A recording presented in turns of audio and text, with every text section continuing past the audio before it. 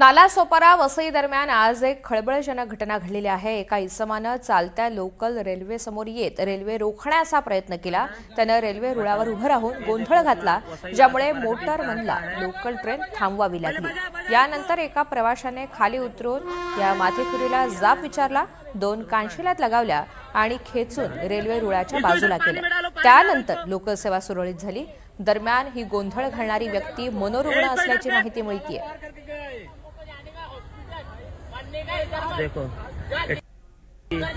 माहिती जाणून घ्या, मनोज सातवी आपल्यासोबत आहेत। मनोज, या माथेफिरूनं काही काळासाठी ही रेल्वे थांबवलेली होती, नेमका काय प्रकार घडला?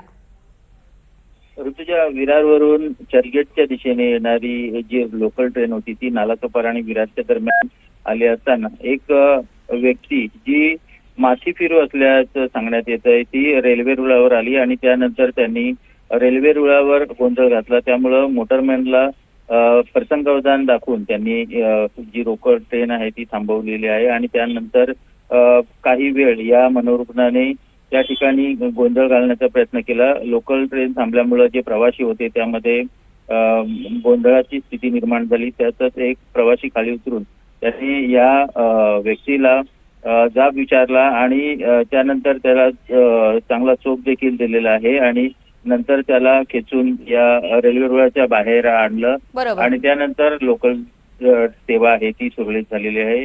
एकंदरीत मात्र या व्यक्तीमुळे खोळंबा झालेला होता। धन्यवाद सविस्तर माहितीसाठी।